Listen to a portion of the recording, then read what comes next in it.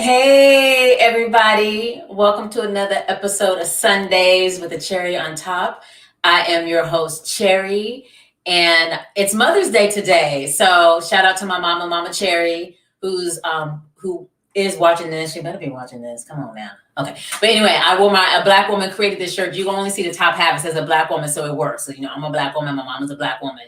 But the rest of the shirt says a black woman created this in homage to my mother for creating me. I'm just so grateful to have her in my life. And we spoke earlier today. We did some FaceTime. She opened her gift. She's very happy. So that makes me happy. And just again, to remind you guys to make sure that you guys follow me on social media. These interviews take place every Sunday, 5 p.m. Eastern Standard Time. You can find me on YouTube, where you can find some backlog episodes from a couple of years ago to last week. You can find me on Twitter, Instagram, all of that. Sundays with the Cherry on Top, Sundays with Cherry. And I'm really excited to introduce my next guest because I've known her for a while now.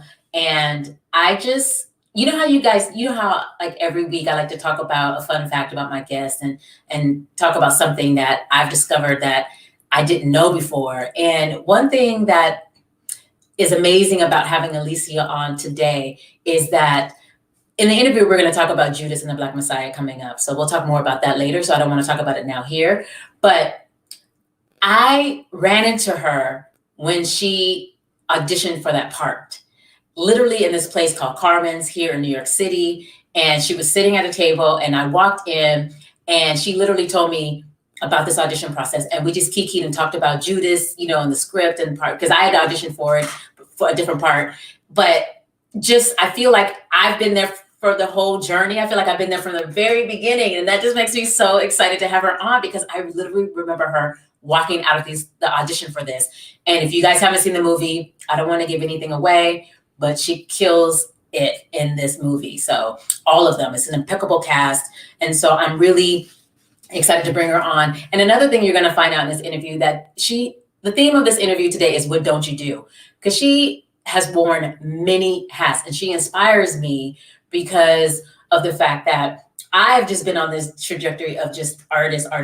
And then just the life that she has lived and will continue to live. And just, she's been in so many different pockets in the world. It's just makes her a full, well-developed woman. And so that's why she inspires me. And I really look up to her in that way because she has a lot of wisdom that you guys will see in this interview. And so with that, I just want to bring her on, my girl, Alysia Joy Powell. So everybody watching, please say hey, welcome. Hey, girl. It is so good to see you. Oh my goodness. Good to be here. Thank you for taking the time out on this Mama's Day to sit down with me. I really appreciate it because I know Mom's Day is a special day for a lot of people. And my mom is in Las Vegas, and I know your family is on the West Coast as well. Yeah. So it kind of works out in a way because they're like in another part of the country, and so we can kiki and chit chat and talk about our family and our mamas on this beautiful day. So yeah, thank you for having me. Let's listen to me. Thank you for having me. No, me, I'm glad that you're here. That's how excited I am to have you. But before we start this interview, I like to do a check-in. So how are you holding up? It's Mother's Day. There's so much going on. But how are you feeling right now in this moment? I'm doing really good today. And I'm saying today because it's been rough. It's been really rough. And then, I'm a woman of a certain age, so my hormones and then the isolation and then like just figuring out what my purpose is, because how us artists are. I just finished shooting the last OGs, and right after I was like, Jesus, my career, like how come I ain't working? Like right?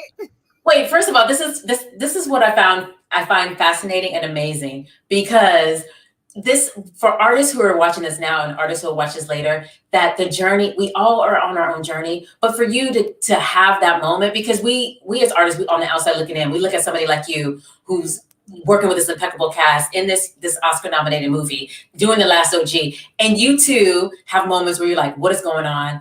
What's going on with my career? Because I'm looking at you like, I can't even believe that came out of your mouth, because I'm like, this girl is killing it. She is working. She is doing her thing.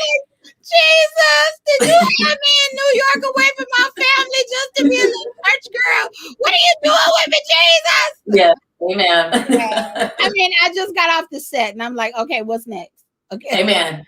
Because you're ready. Like you're striking while the iron's hot, because I know there are people after you, because we'll get to that later in the later of this interview, but you're the scene, you kill it in the scene. And this is a good segue, because you have done, like you said, The Last OG, and you have done shows like Mysteries of Laura, Everybody Hates Chris, and Orange is the New Black. And so you are not new to this game. Like, you've been in it, you've been hustling for a minute.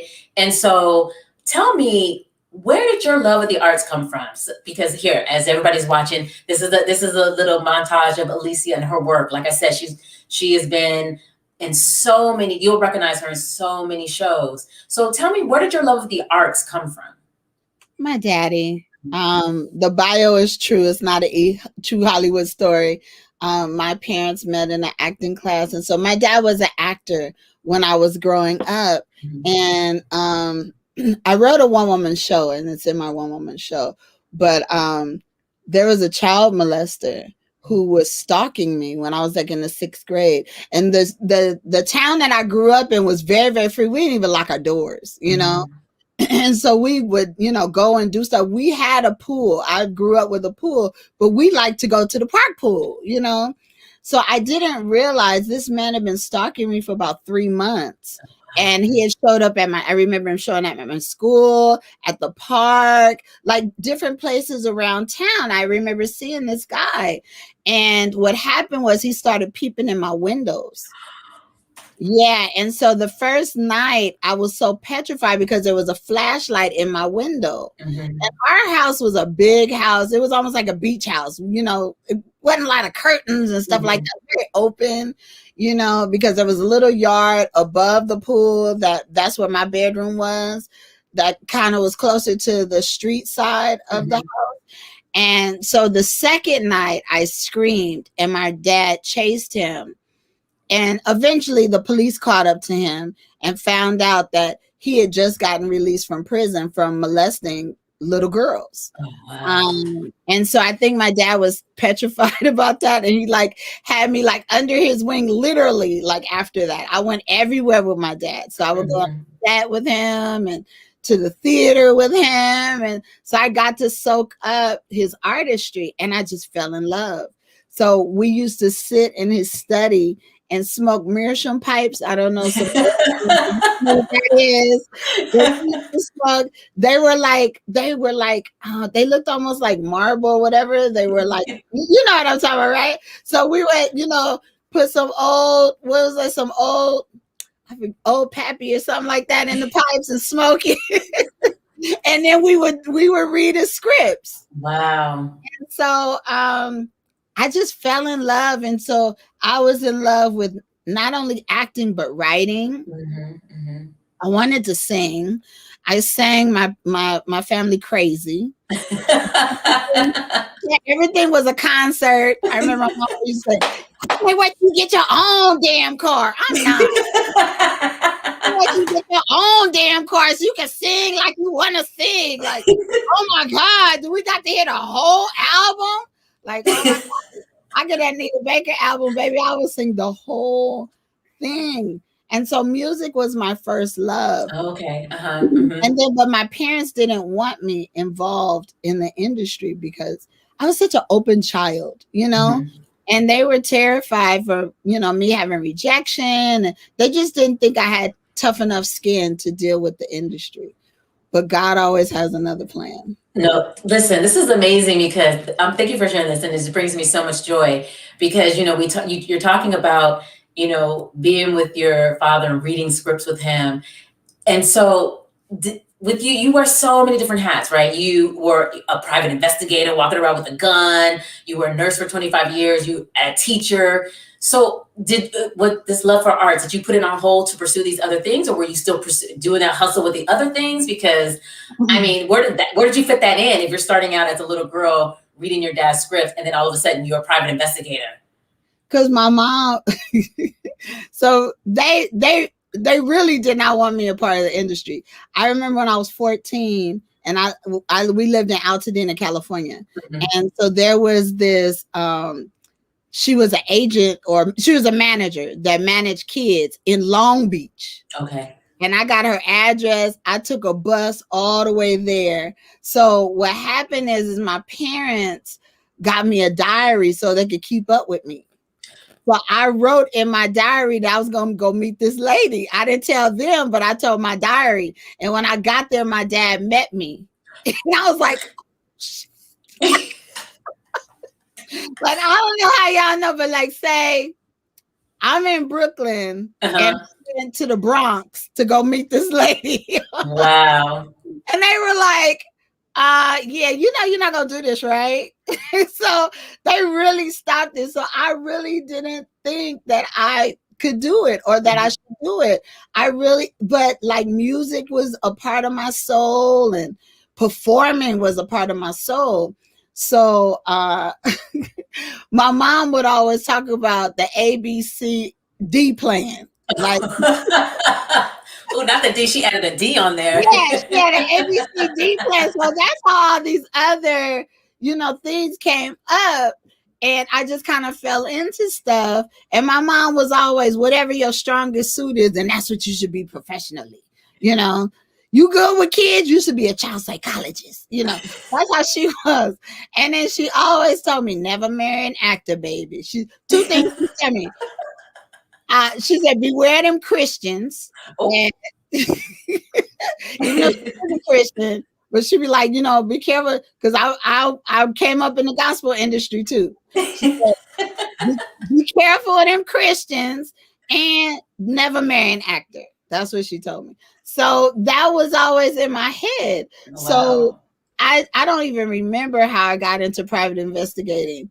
But I think I was going to school at the time for criminal justice. And so I was talking to somebody and it was like, well, we have this agency. And I was like, okay. So me and my mom went with me to the gun range and I was with everybody. Wow. I started carrying a gun and doing surveillance. But that didn't last long because my boyfriend at the time, he kept following me to all of my surveillances and stuff. And he was very obvious. He wasn't good at it. I was like, dude, I see you. He was like, how you see? I see you. I saw you today. You was following me and I'm trying to work. This is not working out, So I stopped doing it. And my mom was scared about me having a gun. Wow, yeah. Then the nursing thing, I'm a nurturer at heart. I'm a big time nurturer. I don't have kids, but I've always been somebody's mama, Mm-hmm. And so nursing was easy for me, but that was always my second job. Wow. My first job was always, and I was just talking to somebody. I think I was talking to you, and I was. You was talking to me. And I was saying, now that I think about it, I was a nurse for 25 years and never missed a gig or an audition. Shut up! Now, see, you didn't add that part in there because I knew the nurturer thing. I knew because when the COVID hit, you was on Facebook letting us know what to get, what not to get, what to do, what not to do. Take this, and I was like, that's amazing. So I got the nurturer thing, but you were still doing things and never missed a gig. I never missed a gig. There was this one story when I was in LA, and I was working at Kaiser, and I had an audition for Everybody Hates Chris. Oh, okay. So I don't know, LA people, if y'all know, Kaiser is like at the very end of, is it Hollywood Boulevard or Santa Monica Boulevard? One of those. And so where I went to audition was at La Cienega, which is really far. I went on that audition on my lunch break. And I was like, and I had 5 patients. I had 5 seriously ill patients, like on IVs and everything. Like, and so I went to the audition and came back and nobody died. Nobody missed me. And when I got back to work, they was like, you got it. I was like, oh my God. Wow. And so then you book Everybody Hates Chris. And I think that was with Kim Coleman. Wow. Book Everybody Hates Chris. And I was like, Jesus. Jesus was a fence. He was a fence for you. You ain't real. Nobody said, where you been? And no, I just whooped right in. I picked up my list and I went to go visit my patient. Everybody cool. Ain't nobody died. Gee, Willikers. It was, And yeah. then when you book it and go on set, you just take a day off from the nursing. You go, I can't be in today, and then you just go act. Well, I usually wasn't on staff. I would work through agencies. So that way it would give me, but I was still in quite demand, but I wasn't beholden to anybody, Oh, okay. The only time that I really actually had a gig, and the thing is, people would keep me, especially out here. New York, they want your blood. You can't be a temp out here as a nurse. They want you to be there for years. I was at Metropolitan, I think, for 5 years. Wow. As a temp. And then I started working at Jamaica Medical in the OBGYN, and I was there for a couple of years. Then they hired me. Then I got Mysteries of Laura. And yes, but you were reoccurring. So how did you work that out? This is so fascinating. I love this. This was a whole thing, because my supervisor, I think she liked me, but it was a weird relationship we had. So what I tried to do the right thing and just demote myself from full-time to part-time, so I can, maneuver a little bit. And she cursed me out. She said I wasn't going to be nothing. This wasn't going to be good for me.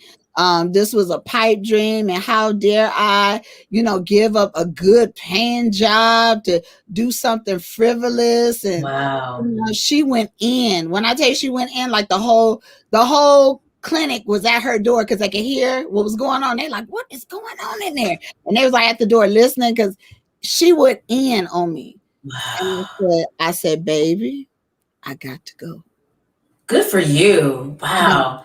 Don't listen to those voices. Don't listen to those voices, right? Because there's so many out there trying to tear you down. Well, God's voice was bigger. And God said, right now, you'll have a new life. You've been doing your beat and leaning on your beat for a long time. And you have to depend totally on me now. And I was like, well, I like a check. Okay. Amen. Wait, so okay, I want to segue. This is so good stuff. So God's telling you, you gotta lean on me. We're gonna do this Mystery Lures. We're gonna leave the nursing. We're gonna really get into this acting. About Mysteries of Laura so much as he was saying, you are no longer going to be able to depend on what you consider stability. Yeah. You're gonna do a creative life. Yeah. You've been praying to me and asking me for your creative life. And now that will start. Nice. And so now that you're in this creative life, what's going on with the singing? Like, as you mentioned earlier that you were you gospel music, singing. And so you've already worked with people like Yolanda Adams, right? Mary J. Blige, Richard Smallwood. Like, I love Richard. Talk to me about how these people, you guys came into each other's universe to even make that happen. Okay, so that was my whole life is like a God, like a book of God. It's crazy. Oh, amen. I love it.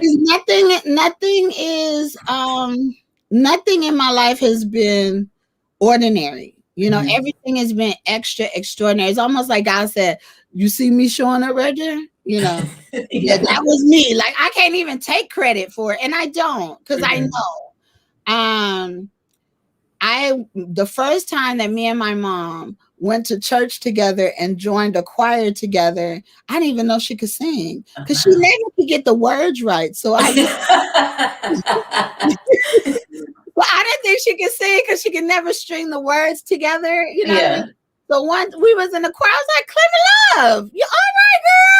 Okay. So I was like, okay. I thought I sang like my daddy. I was like, okay, I might have some Clemmy Love. All right. So the choir director was like, you. And I was like, who are you talking about? And it was like a choir, like a big choir, like, 4 rows of people. And he said, you. And I was like, nah, you tripping. He was like, no, I need to see you afterwards. And he said, your voice is amazing, and you need to do more with it. He introduced me to the Gospel Music Workshop of America, LA chapter.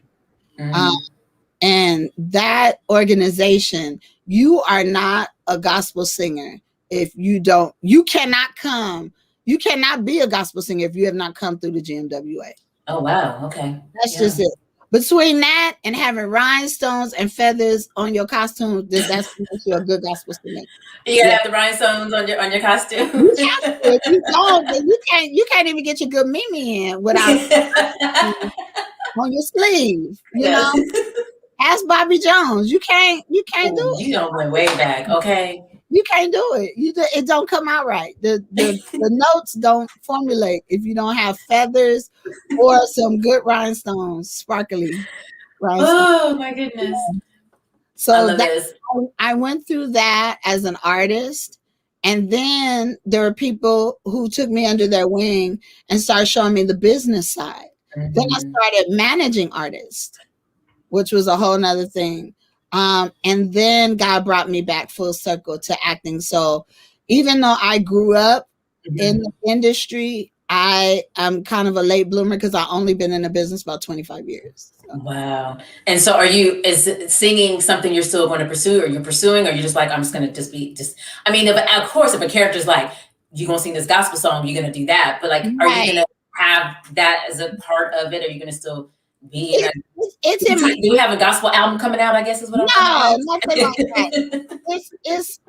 It's just a part of my tools, you know, like stand up. Mm-hmm. It's not anything the only thing that I pursue wholeheartedly is my acting. Nice. And then all these other things kind of, you know, come along in it, like, you know, my jewelry collection. Yes, we want to talk about that because Mia Anderson, who's watching, she literally said, love that choker. And I was like, yeah, we're going to talk about you creating your own jewelry, making your own jewelry, because I think, like I said at the introduction, this theme of this is what don't you do, because you doing every single thing. But let's go ahead and talk about it. Talk to us about that piece you have on, because you have a clothing line too as well. Jewelry. Yeah. So tell me more about it. Let's talk about it.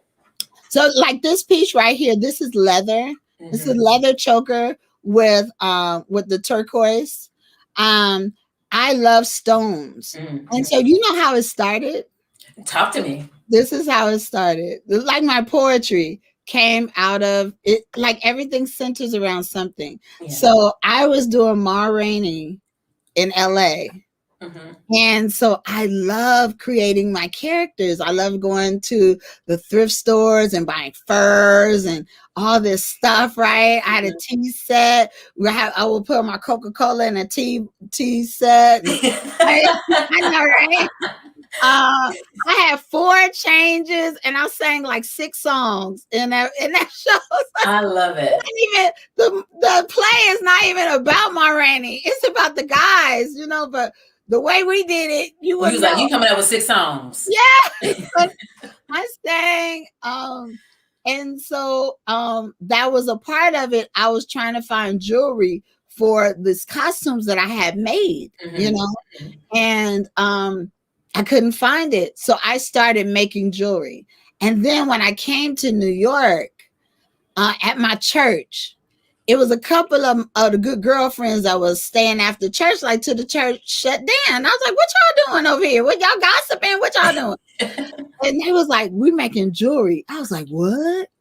They was like, yeah, you should come through. It was almost like a midnight session. I mean, nobody was at the church. It was just us girls, right? Nice. So I was like, okay. So I started getting my stuff, and then my hands started saying, I don't like working with this. So eventually what happened is I realized I was attracted to stones. And I didn't even know what I was doing, because I would compartmentalize them, put them in like containers and separate them out and everything. Mm-hmm. And then I got a hold of the Crystal Bible.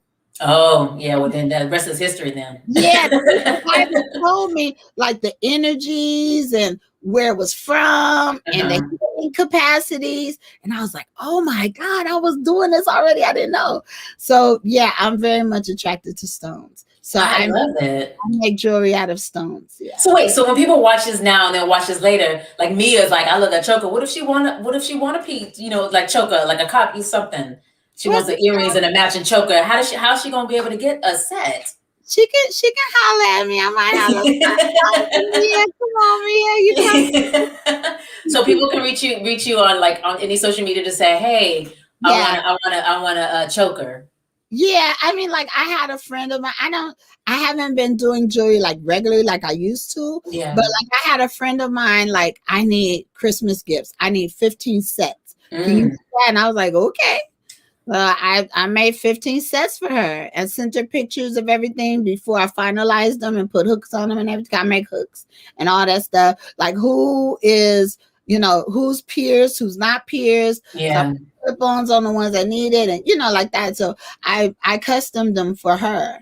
And so, yeah, I do that. Well, it's well. Listen, get ready for some orders because as your career is expanding and growing, and you out there, people Yeah. gonna want a custom made Alysia Joy Powell choker set. I mean, I'm thinking about getting me one too. Shoot, mine's going. What do I want? But talk to me about the clothing line. So Oh my this is God. another. What don't you do? I, Talk to me I've about the been clothing line. I've been designing and wanting clothes made since I was young. Like my prom dress was a Virginia Slim gown. That I saved this picture for 4 years. Four Wow. years. I uncrumbled that thing and I was like, this is how I want it, Like Yeah. I've been designing for a very long time. And it's really overdue, but I was kind of waiting until like I got a little bit more notoriety to do Mm-hmm. it. But baby, they ain't ready for what I want. They ain't ready. I still, after all these years of Yeah. just fat, just a fantasy of what I want. Yeah. I have not seen what I want for the big girls. I'm telling you, we're gonna hurt them. Oh, I'm ready too. Because the reason why I'm saying I'm ready is because I want you to take me to the fashion show. I want to be in the front row. Like one of my dreams is to be that famous Emmy Award winning actress in the front row with glasses on. Nobody knows who I am, and I'm like this because they all sit like this, and they're like, Like they're not interested. yes, I want to do that. I want to do that. I want to be that Maybe girl they in the back. at fashion show. So you have to promise me that I want to be in the front row. I just want to see. I just want to see what that feels like. I can't wait. Like the orgasm that I had, I was at church. Oh, girl, listen. And Clarify that. no, I'm serious. Yeah, I mean, yeah. Honestly, you understand when I get to it. So I'm sitting at church, right? And I'm in the Yeah. pew, and hey, amen. Yes. I look at this lady who's sitting in front of me. Mm-hmm. I was like, oh my God, those earrings are bad. Those Yeah. are really cute. And I was like, those are my earrings. Like, oh my God, she got my earrings on. I love that. And I was like, just the way it makes me feel to make other women beautiful. Yeah. That feeling that I get, that I want to make other women look gorgeous and feel good and womanly and all that, like that's a lot, so I can't wait. I can't wait to see people in my clothes and see how they walk and I can't wait see how they turn into like divas overnight and everything. Like that is the ultimate. Like I can't wait for that part. No, So it's coming. It's coming. I'm getting my business stuff together now so we can, have some stuff going on. Just invite me to the front row. Just invite me to the front row. I already have the shades picked out. I have a picture of the shades that I'm gonna be wearing. I already know what I'm gonna be looking like. I have it in my head. Before we get into Judas, you mentioned earlier about your stand-up. And so this is the one thing I tell people about doing this show is that I love discovering new things. Because, we know each other, but then just to get to know you guys on a very intimate level, this makes me so happy. Talk to me about stand-up because I had no idea. I had no idea. So where did this come from? I'm like, again, what don't you do? You know what? Like I was just telling my mom that we're talking about Niecy Nash. I was talking a long time ago, when I was in LA. Niecy was like, we used to be friends, we used to hang out. And she said, girl, you need to start doing stand-up. I was like, Niecy, I ain't doing no stand-up. I'm an actress. She said, girl, you need to do stand-up. So, fast forward to New York and I started getting into stand-up. Wow. And I'm really good at it, but I don't like doing the clubs. I don't like the chase of stand-up comedy, but if people ask me to host, I'll write a whole show for them. I've done that before.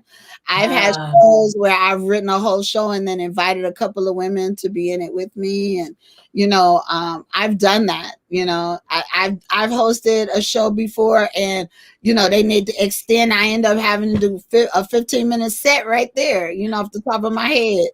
Wow. I'm really good on my feet. I'm really good off the top of my head. Comedy is real easy for me. And Real you easy. wrote when you were doing stand up, did you? Because I hear I'm not a You know, comedian, I but have you to hear go. how people write for them, but you wrote for I yourself. didn't know. I didn't know that people didn't write for themselves. I was like, Mm-mm. how they do that? Yeah. But no, I'm a writer. I'm a writer. So yeah, I would write my own material all the time because I'm like, who else could tell my story? Well, that's real. Amen. So I have to, and the things that are funny too, and that was what I couldn't understand. Like, how do people write for you? Because the things that I find funny, other people would not even think about that. Yeah. Yeah. Uh, Wow. it's your POV. It's your POV of the world. To me, that's what comedy is. It's your unique look out of what it is, which makes me sad while we're all politically correct about stuff. Because I think everything is funny. And like, how dare you censor my funny? You know what I mean? Like, Yeah. you People can't. hurting right now. No one wants to laugh right now. I'm like, well, I need to laugh. I need We a need to good laugh. laugh. We so need to laugh. And a friend of mine called me and she's like, I needed your advice, on the industry because this is what I want to do. I want to do a sitcom. I said, girl, we need that. Are you kidding Yes, me? we do. Because I'm not in a relationship right now, but I'm so skeptical because all we looking at is how Dateline 2020, Oh, oh. uh, for, I didn't for know you my were gonna go man, there. for my man, and what's the other one? Ooh. Like, come on, that's all we got going on right now. That and cop shows. Yeah, it's You it's know, it's a a lot lot of going on out there. We need to, I was just talking to actually I was just talking to me about this, about how there's so much going on, with our stories being told, which I think is great and it's right.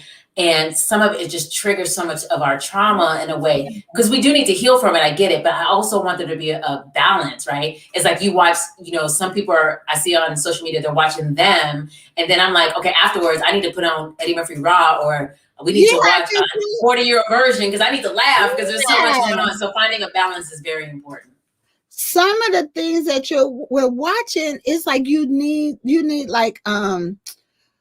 like my mother's a healer. So after she Mm-hmm. heals with somebody, she got to cleanse herself with water or Mm-hmm. have her feet in soil. I feel like that when we ingest this stuff, that we need to like cleanse our souls to get back to, it's been so hard to be creative during this. I know everybody is blowing up and doing things, but for me, it's been hard to be creative because the isolation and the bombardment of what we're getting. Yeah. And creativity makes me creative. And there hasn't been that. We haven't had Broadway. We haven't, girl, I could go to a Broadway show and come home and write because I just, Yeah. Amen. Because so your spirit inspired. is fed. Well, speaking Yeah. of creativity, let's get into your performance of Judas and the Black Messiah. Because I look at, like I said in my opening, I remember you sitting at Carmen's at the table talking about this audition, and then we fast forward all the way through you shooting it, and then it's out. There's all these Oscar nominations. Daniel wins. It's just, and the cast is incredible, and your scene is you knocked it out of the park. Talk to me about being a part of this incredible cast, and talk to me about your journey with Judas and the Black Messiah, because everybody's falling in love with you. I mean, I've been new, so I'm not, so they just catching up. But how are you feeling getting all this love and all this accolades? I mean, gosh, I just feel like your hustle's paying off. Yeah. I still don't feel like I'm there yet. Mm-hmm. Like I'm still working through it. And Mm-hmm. it's been really interesting because some of it has been hard to take, the accolades or the compliments. Mm-hmm. Like you're okay after the first one, but then after people keep going, you be like, okay, like so it's all new. It's like another level that I've reached. Mm-hmm. And the thing is too is how I did that on purpose. Mm-hmm. Because I've been if you see my career, most of it has been comedy. Yeah. I've always had this muscle, but wasn't able to show it. So I did this character that was really, really, really dark for this short film that I did with the Black TV and Film Collective. Mm-hmm. And so I invited my representation at the time to a screening of this, and she was like, "Oh my God, I had no idea." And I was like, "Yeah, I can do that." So my next audition was Judas. Wow. Look at you creating, you created your own lane again. Yeah, I had to because I needed something to change. Yeah. And this changed my life. And it's so interesting because I don't think they saw me coming. Listen, like I said, they weren't ready because I've been new. They weren't ready. Right. They really, honestly, they weren't ready because I think they had this little scene. And then I had to realize what it was too. You know what I mean? Yeah. Because the cast is it's so full, you know, like I'm number 9 or 10 on the list, you know? Yeah. But they really had this little scene that they needed to go from point A to point B. And then I came and they were like, oh shit, you know? So they weren't expecting me at all. And I remember Charles King and Ryan Coogler, they stayed for my whole shoot. Mm-hmm. And they were like, who are you? Where did you come from? You know, like, oh my God. And at one point we were shooting and I looked up and the cameraman was crying. And I was like, okay, we're in the zone. But it was tense. The air was so thick during that scene. Mm-hmm. It was like every cut was like an exhale. Wow. Because you could feel I really felt the whole, and after the first take, Daniel was in a whole nother room. He brought his little director's chair in there with me. You know, he did not leave my side the whole time. That cracks me up because Daniel was like deer in headlights, right? He was like, "What? Where did you come from?" Yeah, he did, and he was like, "You look like my people." You know, we were talking about our eyes, how expressive our eyes are. Yeah. He was like, "You look like my people." You know, we just had a love fest. It was like a mutual appreciation of each other's gifts, because that man didn't have but 2 lines. But when I tell you he was ever present with me the whole time, it was like a beautiful dance. I love it. And it was amazing. Like, he rode with me all the way through it. He really, really did. And Shaka, our general, was just, he was fluid. You know what I mean? Mm-hmm. Like, when we started, I went around, because first I didn't really know if Jake was a real person or if he was, fictional. Yeah. Or what I didn't know. Because there's not very much written about them, because the government has destroyed a lot of the things about the Black Panther Party. And so I found this one article and it told me all about him. Wow. So I went around to everybody before I started shooting. I said, can I tell you about my son? Ooh, girl. Yeah. And that set a tone. He was ready. Then I told Shaka, I said, Shaka, can I ask you something? He said, yeah. I said, I'm not feeling right about this ending. Mm-hmm. Because I feel like she would beg him, like implore him not to forget her son's name. Mm-hmm. Would that be okay if I did that? And he was like, yeah, let's try it. Let's try it. So we did it the way I wanted to do it. And then we did it the way it was written. And I guess they picked, what I was feeling. I mean, are you gonna get a writer's credit? Like, what, did you get nominated for the writer's part? What's going on? No, that is amazing.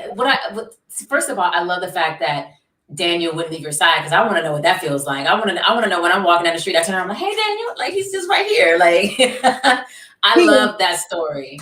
He I don't know what his status is now, but I know he was attached then. But I sure wanted to put my panties on his forehead. It was just sexy. Oh my God.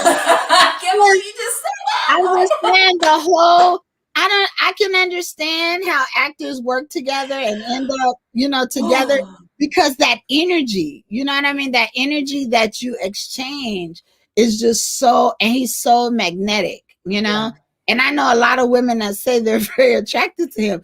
I can see why. There's something about him. I had that thing with somebody else, and I know people are probably gonna gag, but Flavor Flav had the same kind. Oh, hell no. Hell no. He did. He had that same kind of charisma. And when he ain't trying to make his hair into dreads, he has this really fine wavy hair, like my grandfather, because I think he has some Indian in his background. He looked like like a Cherokee Indian when you look at him, really. But people are into, he's too much, he's a lot, but he's very, very charming like that as well, you know. Wow.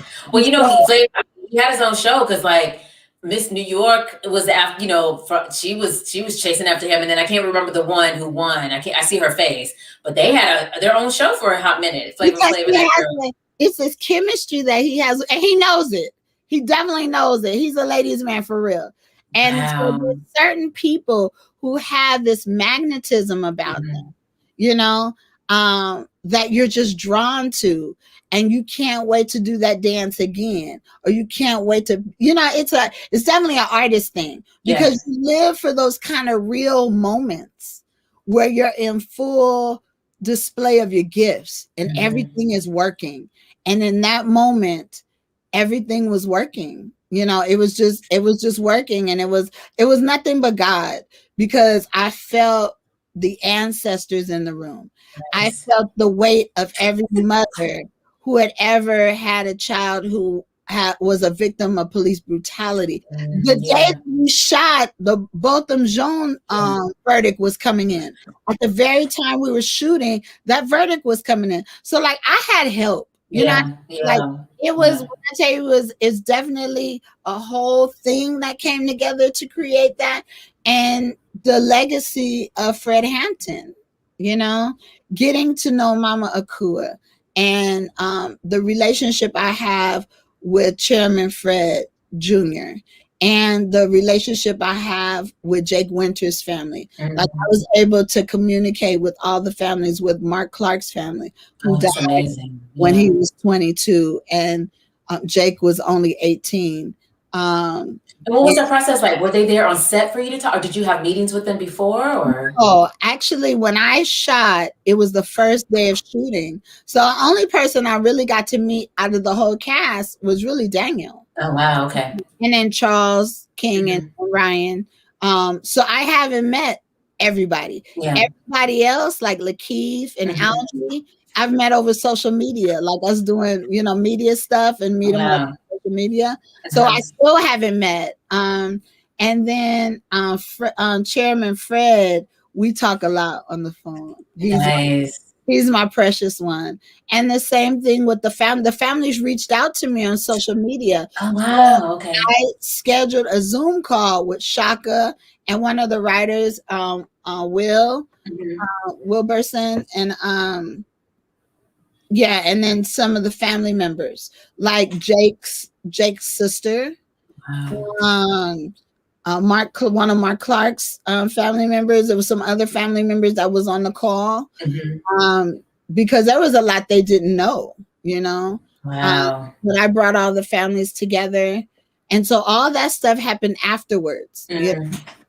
and so that was interesting and very emotional. That first week after we premiered was the most emotional I can time imagine. ever. Yeah. And then to understanding the magnitude of everything, like how the government has played a role in us. And I mean, just recently, when we were talking about the Move family, you know, in Philadelphia that got Mhm. The bombed bomb. in Yeah. the 80s. I remembered that. And recently they were in the news again because Philadelphia wanted to stage a public apology to them Mhm. for doing what they did. And then come to find out, they've been harboring two of the babies' remains without the parents' permission, and have been doing experiments and studies through Penn State in their anthropology department. What? Oh, I have to Yeah, look this. I have to research this. This is that wow. that's very recent. That's like in Yeah, I the haven't heard this. that's in the Wow. last couple of weeks. I mean, I So wouldn't be surprised because you know Henrietta Lacks and Bjorn, my producer, we were just talking yeah, about the black women with gynecology. Yeah, so this wouldn't be. it's just they're Yeah. still doing this to us. This is not, and people talking about, well, get over slavery or whatever. They still doing stuff to us today. This was like a couple of weeks ago. You Wow. know, they're still doing the, well, how long ago was the Oscars? It was like the same, I think it was like right before the Oscars that this Wow. happened. So, you know, like they're still doing things to us to try and destroy us at every turn. And it's just so disrespectful, because who would do that? what other race of people do you know would do that? Take bones home of what would happen to us if we took some of the bones home of the Holocaust victims and then start photographing them and putting them on the internet? Wow. Can you imagine the uproar that would be? They would want to kill somebody. Wow. And so to find that out that they're staging an apology and then find out that this has happened, like that's crazy, you know. But yeah, it's been, and I admire Chairman Fred. He is the epitome of his dad. He is fighting for us. He's traveling. He is fighting the fight. He's still doing it, you know, him and his mom. And they are just precious and miracles. I tell him every chance I get, do you know what kind of miracle you are? Do you know what your purpose is? Because 99 bullets. Wow. Yeah. 99 bullets was directed towards you. Because when they went into the room, they discovered that most of the bullets, they knew exactly where Chairman laid, because they had this map that was drawn out to let them know where he lay, and most of the bullets were directed at where his head should have been. And he didn't. He got assassinated point blank range when they came in.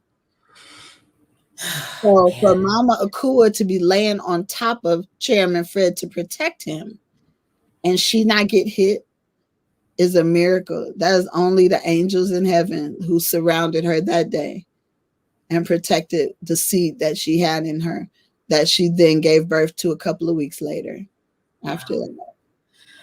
Ooh, now that's a story. That's beautiful. I mean, the way that you put it. And so this is great, because now we're going to segue into our cherry pick, because our cherry pick is Chairman Fred. So let's do this little segment here.